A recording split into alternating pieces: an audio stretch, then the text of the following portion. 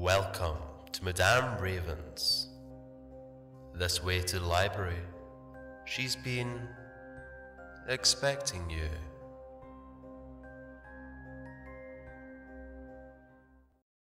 Hello, darlings.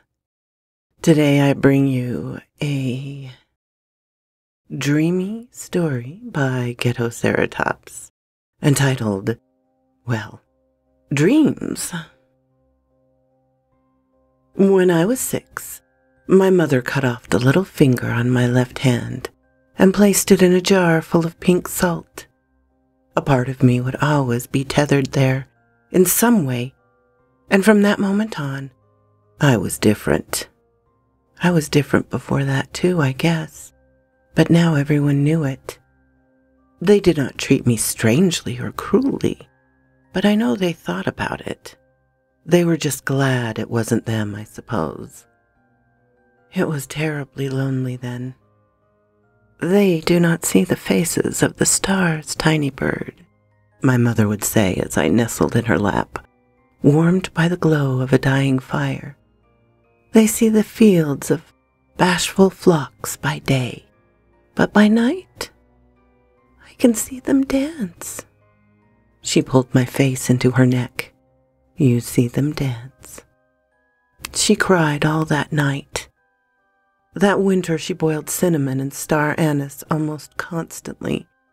The bitter spices bore themselves into the boards, along the walls like the very nails that had held them in place. Our clothes smelled like the merchants that come into town on their great iron machines, contraptions whose core burns white hot and melt the snow around them in a perfect radius. Field mice sleep in the little dome of heat, and they dream of barley stalks and sacks of corn. When the merchants leave, they take the heat with them. So I bring back the mice to the house by the bucketful. The year before, Mother chided me for bringing in the little guests without proper invitation. She and I placed them in the hollow of a pine stump. That year, though, she gave me a small chest and a couple of rags to bed them in. Mother spoke nothing of the mice until they had left us in the spring. While the rest of them had found new homes in the wood, a single one stayed behind in her bed, lost in a sea of breathless sleep. I brought Mother the box. She does not dream like before, I said, passing off my last guest into her hands. What does she dream of now, little bird? I closed my eyes, smelled the spiced vapors of the brewing tea, and followed the mouse down the longest corridor of slumber I had ever found. She once dreamed of sunflower seeds. She dreamed of her brothers and sisters in the silo. Now she dreams of crystal waves that carry her to the moon. And these are the dreams of a mouse? Asked my mother. It seems so. She's on a very long journey. Mother understands these things. The longest journey. We left the box outside by the stump, and I kept the dream safely inside my pocket, should she decide to come back for it. I turned 7 that spring.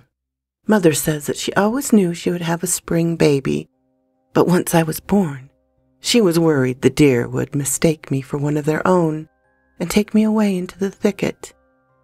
In the evening she would tell me stories of the wood elves that planted mushrooms on fallen trees, and she laced daisies in my hair. The first steps of my infancy were on a bed of clovers by the chimney. My mother loved the earth, and so did I. I wasn't born for here, though. I'm sure she suspected that. My eyes looked into the space between stars, and my ears were tuned to the drowsy murmurs of downy birds. Though my mother planted my feet in the dirt, I was born of the sleeping. The spring brings new faces with it, and people rest easier in the breezes that don't chill their bones. I like the cold of winter, but the ripening thoughts that come with the warmer seasons are like bees returning to fill their hives with fresh honey. Vernal dreams are full and bright and sensuous. People want to dream of their lover's skin and the color of eyes behind closed lids. Their minds wander even during the day, creating such fantastic imaginings that it brings me to ecstatic shivers sometimes. An energy flows in the air and trickles down the night into rivers of hazy slumber. That's how I remember things. When I was 10, I departed from the house, from the town, from the deer and the mice, and all the simple pleasures of the walking. I stood in the doorway for a long time, watching the snow fall with Mother at my side and my rucksack slung over my shoulder. She held my hand and hummed, "Trepidation, midwinter moon, the patient words not yet said, a golden coin exchanged for silver, the gleaming keys unlock the dark, fingers like dust between, twirling stars in your hair. Trepidation." I turned to look at her cotton white face and saw her eyes were full of watery pearls. I left without another word, barefoot in the snow. Never have I wandered so deeply into the woods before that night. A part of me always knew that I would have to traverse its verdant halls, though. Fir trees, the perennial gatekeepers of the tree line, brushed my face with curious fingers as I progressed. Soon the carpet of grass thinned out into frost-covered dirt, then to broken stone. It was nearly impossible to secure my footing. The stones were frozen and sharp like daggers of ice on my naked soles. I tried to focus on the horizon, knowing the valley would appear before long. My journey had just begun, but already I found myself longing for the touch of my mother's hand and the smell of ground spices. The option of retreat was closed the instant my feet hit the path, though, and I knew that those memories would always only be specters of a previous life. Then I faltered, and a jagged razor of stone sliced through my heel. Thankfully, the pain was dulled slightly by the cold, and I had the wherewithal to cradle the bag, shielding it with my body. I hit the ground, a puff of snow blowing out from under me. Another sharp pain stabbed through my shoulder blade. There, I was lying on my back, eyes closed and mouth pursed tightly around my teeth. When the shock subsided, I cracked a peek. My footprints lay in front of me as shallow impressions in the field of snow, and farther back they went, the more the wind had erased them. Inside each sat bright red stains. I looked at my bloody feet, cut and scored to ribbons. My venture had started not 2 hours before, and my spirit was already failing. I reached in my pack and pulled out the first parcel that my hands found. It was warm, and it steamed in the air like a potato recently pulled from a fire and split. The heat licked my fingers then, up my arms, before saturating the rest of my body. It was a bridge. 2 people on the stone bridge that crossed the river just past the silo. One was a boy no older than 15, and the other a girl with her hair in braids. She holds up her hand, and they place their palms flat against the others and compare. Her hands are tiny compared to his, and she withdraws with a blush and laugh to mask her embarrassment. He advances and kisses her cheek, then her mouth. There is a moment of eyes, of babbling water, of ethereal bonding. She swings a leg over him and their chests touch. It was a beautiful dream, half memory, half imagination. With a tender symphony of fizzles, the dream sublimated into the air and catches a wayward breeze. It would find itself above the clouds eventually before it condenses, falls, and slips into the thoughts of another lovely mind. I'm filled once again, and I rose to my bleeding feet, no longer concerned with their issuance. The back was breaming, and I suspected that it would be more than enough. As I progressed over the stones, I could still evoke the more solid pieces of the dream. I could see the two dancing in the snow, naked and unafraid. They jumped and landed, without leaving even as much as a footprint, as evidence of their meeting. I wished I could bottle them up, but I didn't know how to do that yet. The stones ended abruptly on the edge of a cliff. In fact, I nearly tumbled over the precipice as a blanket of snow made everything appear incomprehensibly uniform. The entire valley was visible from my vantage point, and if I was so verbally proficient, I would tell you how the tops of the spruces captured the wind like a legion of emerald sails on a lake of pure white. I would detail the cadenced shushes of the wind as it roamed among the boulders and up the cliff face as sure-footed and light as a cat. I would describe how the ambient crispness of pine tar scent passed through the nose and hibernated within the lungs. I would say all these things, and even if I have the language of 1,000 tongues, my heart would ache at what a crude injustice it would be. So I will simply say that it was beautiful. Obviously, no one had told me how to prepare for my journey. I had no rope or tools of descent. I walked along the edge looking for a portion of the face that perhaps wasn't quite so sheer, but it was to no avail. Then from the stones they came, probably drawn by my freshly laid trail of blood. They were shadow, a metastasized umbral mass of vicious intention, and they always find the folk like me. We can see through them. We can hear their voices seeping through the screen of the mortal din. We fear them as much as we grieve for them, and that's why they hunt us so intently. There was no time to scale the wall. Even if there was, an eventual fall was inevitable, so I saved myself the time and jumped. The wind tore off my scarf, leaving it behind on the plateau with them, so I fell. I fell, and as with all things that fall, I eventually stopped falling. I wish I could say that I landed in a drift of snow, or was cradled by the moon and placed safely upon my feet. That is not what happened, and I will tell no lies. My left shoulder hit the ground first, and then my head after the side of my body shattered and collapsed. I could feel an old gray rock crack through my cheek and into my brain.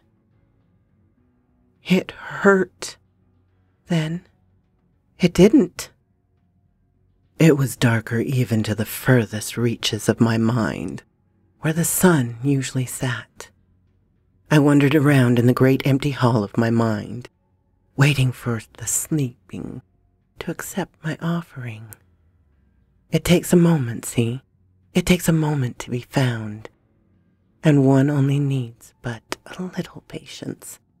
There's nothing to do, no concentration to be made. Eventually the dreams will come, and so too did they for me. They appeared in a flash of color. They were dreams within dreams. They were fractile tongues of pure thought, burning like great flames within the sleeping. The fire caught my gaze, and the blaze broke into hundreds of pieces. Soon the pieces began to take a more recognizable form, and I had to intercede. No, no, take the others, the others. I need her to find my way, I explained. She needs me to find her way.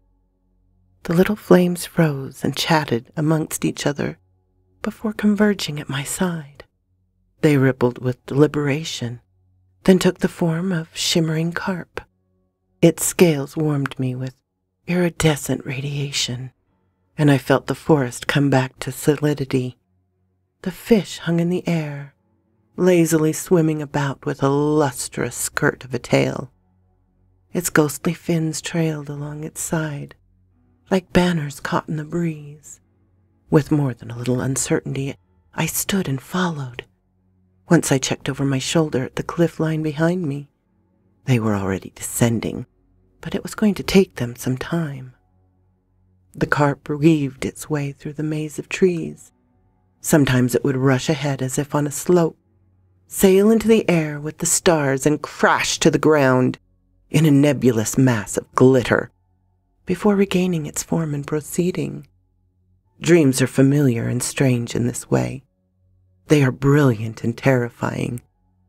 They are magnificently humble, though many people would see their dreams, and the dreams of others as passing fancies of that night. I say that there is no more truth in this life than the honesty of a dream. We are fated to them. They guide us just as I was guided so many nights ago. As we drifted along, I remembered my parcels. Specifically, I remembered that I had forgotten about my parcels, and I opened my bag with a fluttering heart. Inside, my bag lay empty. My spirit sank, assuming that most of them had undoubtedly spilled out in the fall, and the rest were spent to summon my guide. I stopped in the clearing, and another gentle flurry began to fall. Each flake landed exactly where it needed to, because that's the way of things. Yet I felt like somehow fate had mistakenly let an interloper stumble into the world. I felt as though I'd failed both those in the sleeping and the waking. The carp spun around and swam my way, glowing like the Yule lanterns in the courtyards back in town. I turned away quickly, ashamed to show the tears freezing against my cheeks. I think I should go back if I can, I told it as it swam around my waist. It isn't your fault, though. I dreamt of you. I brought you here. You are not to blame for that. I flipped over my shoulder and splashed the snow at my feet. You can stay as long as you'd like. You were born here after all, somewhere upstream in the summer.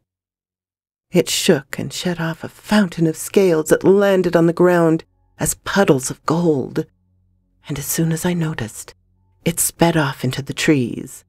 The liquid scales twisted and swirled like the film of oil suspended on the surface of a pool.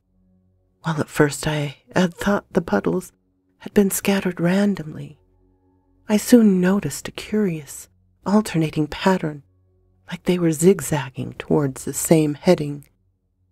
They were golden stepping stones that dabbed the earth before me. I had already decided to follow the newly rendered path when the shadows found me again. There was no hiding or outmaneuvering to be done. It was a race, and they were incredibly fast. So am I. I darted left, hopping on the golden steps as I ran. Coiled and writhing, they lurched after me and landed on the golden plate. A scream like the bending of iron claws through the air, and a pillar of smoking darkness burst into the sky. Portions of the shadow split off from the injury into two halves. You'll have to pardon the scant details on them. I wasn't too keen on stopping to get a closer look. The steps led me deeper into the valley and down a dry creek bed I was tracing one patch of light to the other, concentrating on my breathing when I noticed an unsettling lack of friction beneath my feet. I looked up to get my bearings and noticed an expansive flatness about me. It was a lake, massive and frozen, stretching about as far as a mile in front of me. But it was where I was meant to head.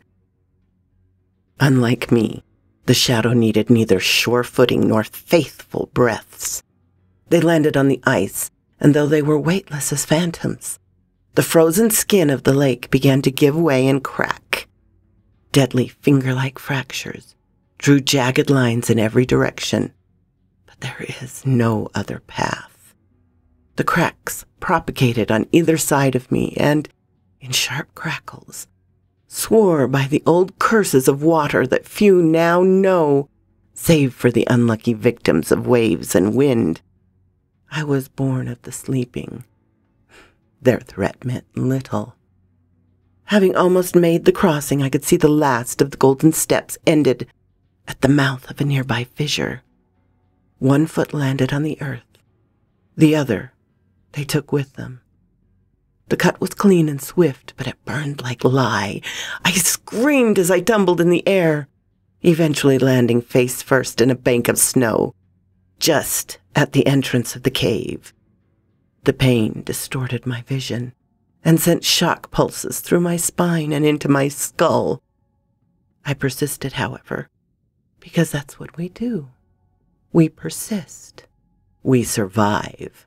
We brave the dark. I clawed my way up the embankment, listening to the cacophonous feasting of their dark harvest. A part of me ached to crawl back into the gushing spring of blood flowing from my leg, just to regain some warmth. I denied myself the luxury and pressed forward.